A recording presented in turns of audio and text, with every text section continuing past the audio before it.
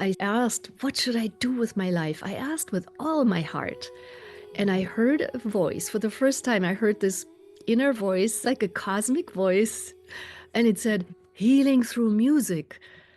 And I was startled to hear a voice, but it was so distinct. And then I asked, what does that mean? Aloha! Do you enjoy connecting with visionaries who generate positive change? Curious about how they keep a courageous focus above the status quo? Are you ready to embrace your own wholeness and potential? I'm your host, Colleen Akiko. This podcast aims to help prepare and equip you to fully embody your unique purpose for inner and outer compassionate transformation. So tune in, catch a spark, and we can all show up to blazingly be the change.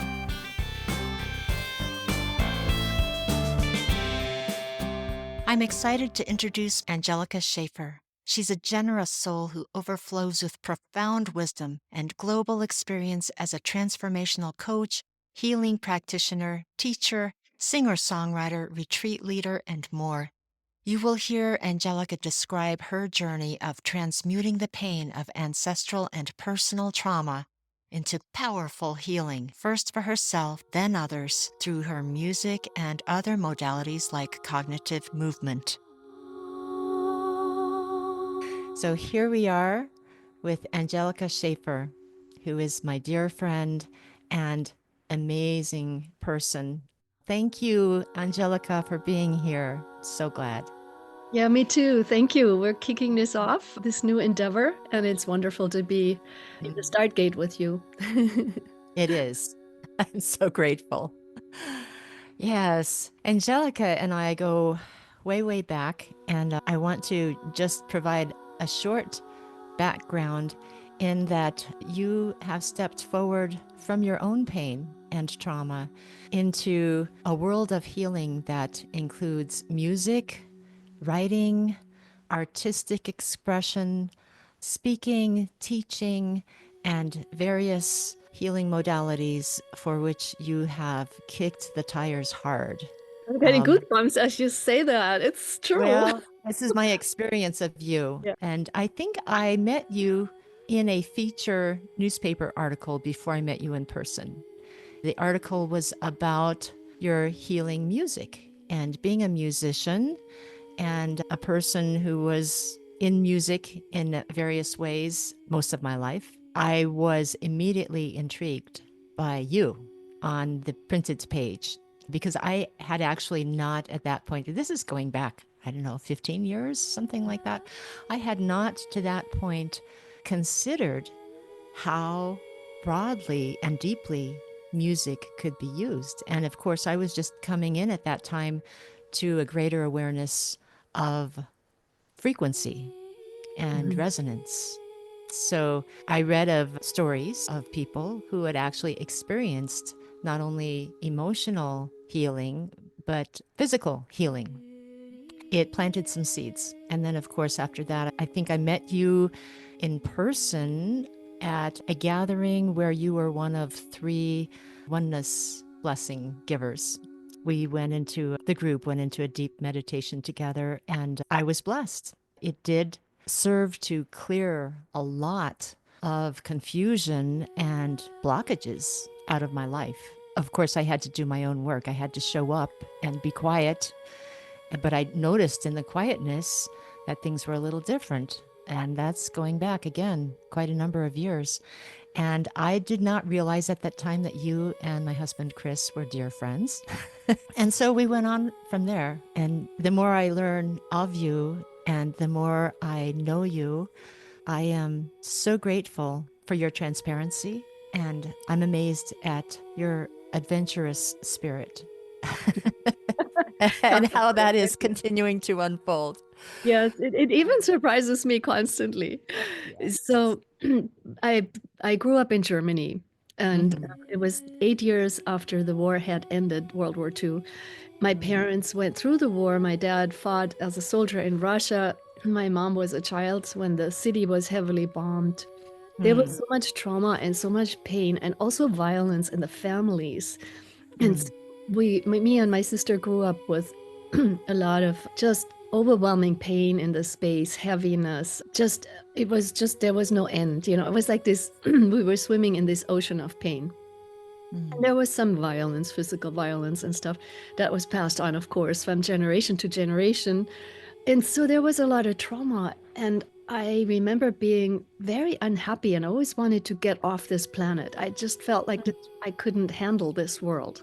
I'm sure Mm. the listeners can relate to that. But it sent me on a search for answers.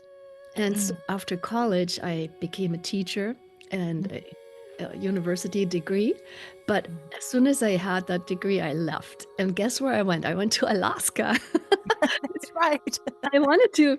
It's interesting. Germany was very regulated, lots of fences and walls still, even through Berlin.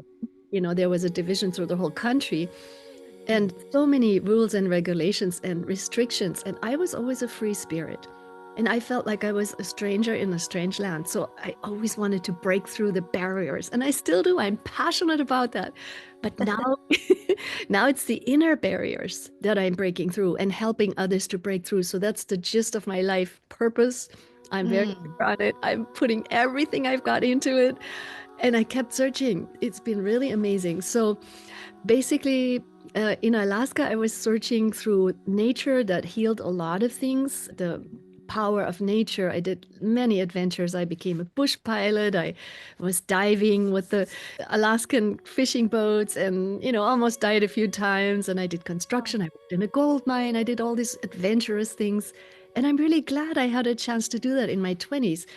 But what happened is my partner at that time, we were always flying around in this little single engine bush plane.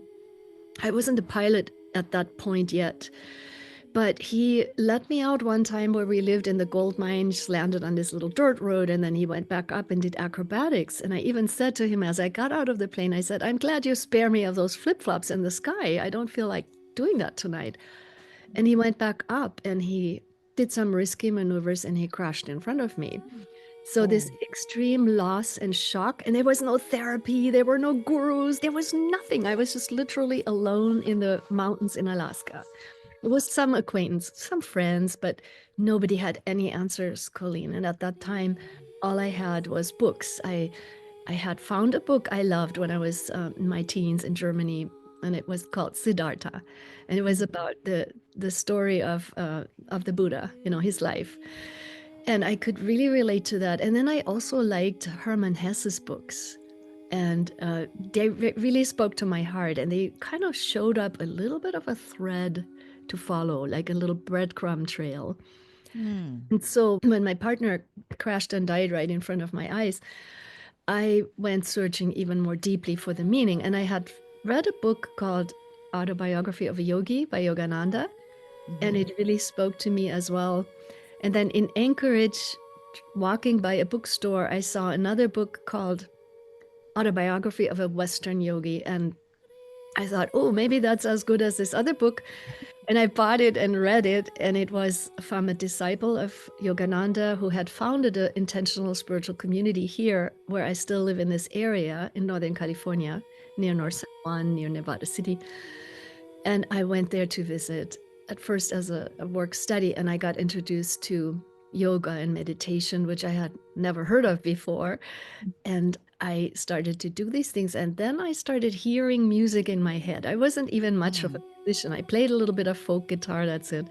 And I heard these songs in Sanskrit, in German, in English, and it literally was given to me as a gift. Because without the music, I couldn't have survived this journey, honestly. Mm. So the music was the medicine that always kept me connected when I couldn't see any solutions anywhere and went through intense heartache and pain. And so the music kind of guided me as a healing balm. And one time I sat in a garden at Ananda, and this community that I then moved to from Mhm. Alaska and stayed there for 9 years. I asked, what should I do with my life? I asked with all my heart. And I heard a voice. For the first time, I heard this inner voice, like a cosmic voice. And it said, healing through music. And I was like startled to hear a voice, but it was so distinct. And then I asked, what does that mean? And there was no further explanation. So what I Me did in my too. little, my little mind, I thought, oh, maybe it means music therapy. So I signed up in Sacramento at university and started to enroll in music courses with the aim of getting a music therapy degree. But then I ran out of savings after 2 years, and I was commuting from Sacramento to Ananda, and it was a long commute. So anyway, it wasn't the meaning that I thought it was. The music healed my own heart, and it gave me the strength to go on through these dark times. And so I met many masters and saints and sages of East and West, both. I had much grace in my life, many of the holy mothers and other saints, and I went to India many times. And they all encouraged me to keep singing from that place that I intuitively knew how to sing from my divine place, from my divine space source connection.